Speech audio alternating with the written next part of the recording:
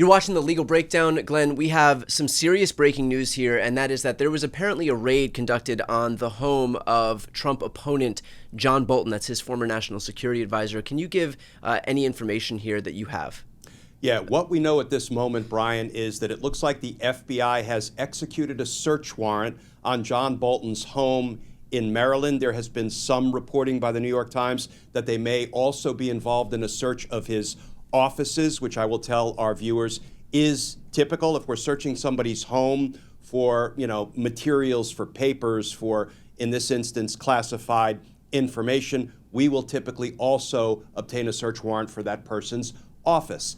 Of course, there's nothing typical about what happens in the Trump administration when it comes to law enforcement, because it seems like Donald Trump's every move he is virtually directing his FBI and his DOJ to take is all about revenge. And why do I say that? Because, as we know, Donald Trump has John Bolton as one of the marquee members on his enemies list. He has talked about him a great deal. And Brian, here is what Donald Trump said about John Bolton just a little over a week ago.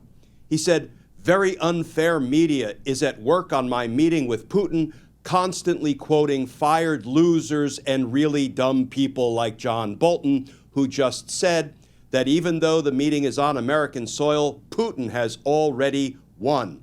What's that all about? What a presidential statement that is. But what it makes clear is that John Bolton is sort of a de facto member of Donald Trump's enemies list, but it gets worse.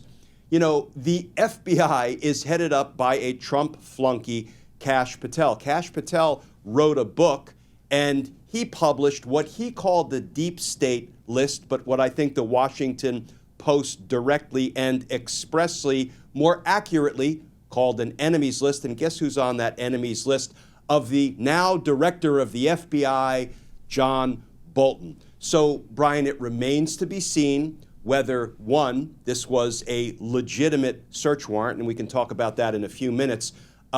Two, whether it turns up any evidence of crime, like classified documents that Bolton may be unlawfully retaining, which is a federal crime. Or three, is this just really more of Donald Trump attempting to take revenge on his enemies and misusing the law enforcement forces of the federal government to accomplish that end? Glenn, I'm going to throw a clip of Trump right here on the screen. President, have you been briefed on the FBI raid of John Bolton's home? No, I don't know about it. I saw it on television this morning. I'm not a fan of John Bolton. He's a real sort of a lowlife.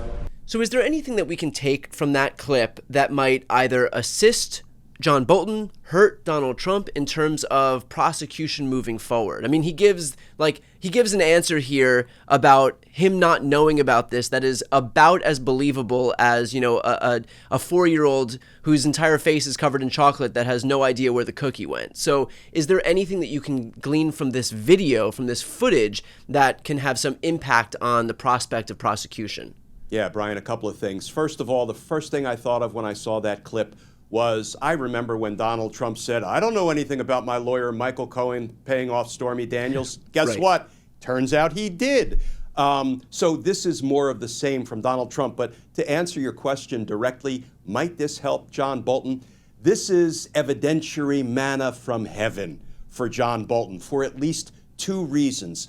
One, in the somewhat unlikely event that John Bolton is criminally charged, prosecuted, tried for some crime, in the event some classified materials turn up in conjunction with this search warrant, one of the first things John Bolton's lawyers will do is demand all evidence, all discovery pertaining to any communications between Donald Trump and anybody in the DOJ or the FBI before the execution of this search warrant, to see whether Donald Trump just lied to the American people about, "I didn't know anything about Kash Patel going after my announced enemy that I have been wanting to get for some time now."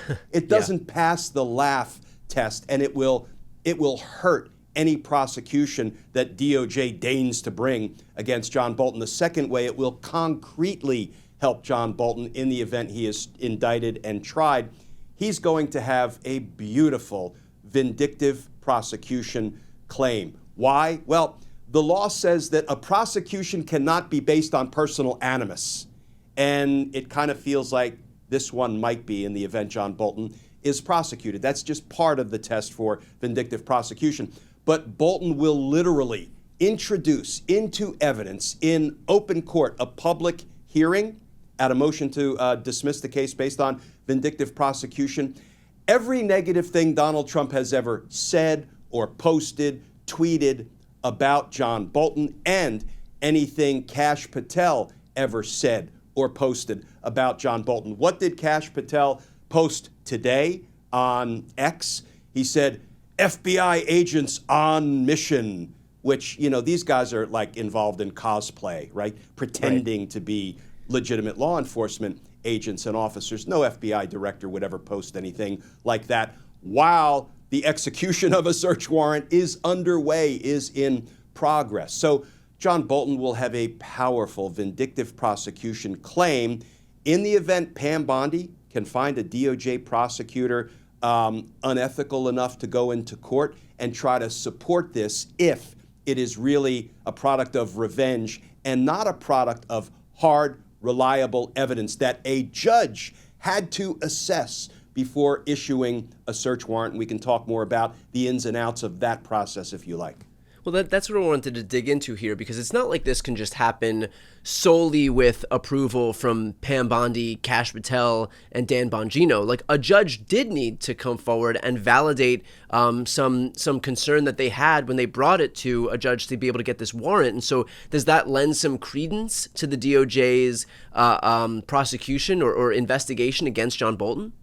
Yes, if the information provided to the judge, and the way we provide information to a judge when we are seeking a search warrant or an arrest warrant is an FBI agent in this case, or it could be an MPD officer, DEA, ATF, whatever agency is running the investigation, will write down, will complete an affidavit and put in there all of the evidence the agent believes supports a probable cause determination. What does that mean?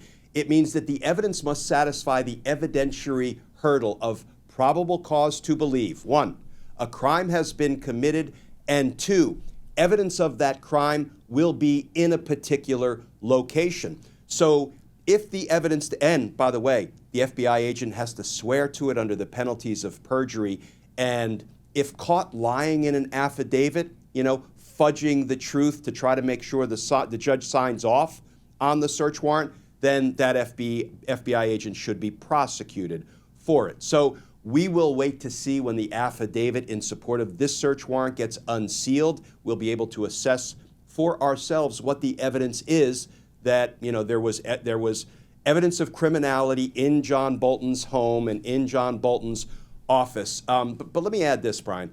You know, it is not unusual for the federal government in both Republican and Democrat administrations to go after government officials, sometimes high government officials, who unlawfully have classified information in their possession, right? We saw a prior administration go after General David Petraeus for some classified information that led to criminal charge. I believe it's one to which he pleaded guilty. So this, and of course, there was some classified information in President Biden's home from the time he was vice president. There was obviously a ton of classified information seized pursuant to a search warrant down at Mar-a-Lago. That has a very different flavor from everything else we're discussing, because that was Donald Trump just packaging up stealing in real terms, a whole bunch of classified information that it feels like he might have wanted to leverage for whatever personal benefit he could receive. That's certainly the inference you can draw from that. So this is not unusual. It's not unprecedented. But when it is preceded by the President of the United States, you know, making clear that John Bolton is an avowed enemy, and the FBI director making clear that John Bolton is on his enemies list, his deep state list, this thing is unlike any other case involving high government officials, you know, being unlawfully in possession of classified materials. Can I have your general reaction to the fact that if we're looking at classified materials, the irony of the person bringing this prosecution against John Bolton being Donald Trump, who himself, of course, stole thousands of documents, and of course, had his lapdog in the Florida District Court make it all go away. That was alien canon. But just your general reaction to the fact that this is the hill that the Trump administration is dying on, prosecuting John Bolton for the thing that Trump himself was found to have done. Yeah, it feels like the death of irony and hypocrisy here. Now, let me say this, Brian. If the FBI found, a dozen boxes of highly classified materials, government secrets, war plans against other countries in John Bolton's bathroom, then I will say, hey, looks like maybe there's some parity between what Donald Trump stole and kept in his bathroom and his ballroom down at Mar-a-Lago and employed others to join his conspiracy to try to hide those things when FBI and DOJ came a-calling. Okay, well, then maybe there's some parity. But you're exactly right. It's irony, it's hypocrisy, and I am really looking forward to see, one, what is in the affidavit in support of this search warrant, and two, did this search even turn up any evidence of crime? Well, Glenn, last question here. When will we know whether the search warrant did turn up anything that they were actually looking for? Yeah, it's a tricky question, Brian. Ordinarily when somebody is arrested and presented in court for their first hearing, that is when these kind of things will be unsealed. An arrest warrant, a search warrant, an indictment. Those are two separate ways to bring somebody into the criminal justice system. One is by an arrest warrant issued by a judge. The other is an indictment handed down by the grand jury, and search warrants. So all of those things tend to get unsealed at the time the defendant is presented in court for the first time in the case. However, if John Bolton is not indicted, is not presented in court, it may be a very long time, and we actually may never see that affidavit in support of the search warrant unsealed. So that is a completely open question. The timing of when we may learn what's in this affidavit and whether any evidence of crime was actually seized from Bolton's home. All right, well, obviously more to come on this story in particular. For those who are watching, if you'd like to follow along and support our work, it's completely free. Please subscribe to our channels. I'm going to put the links to both of our channels right here on the screen. Again, it's a great way to support our work and independent media. I'm Brian Tyler Cohen. And I'm Glenn Kirshner. You're watching The Legal Breakdown.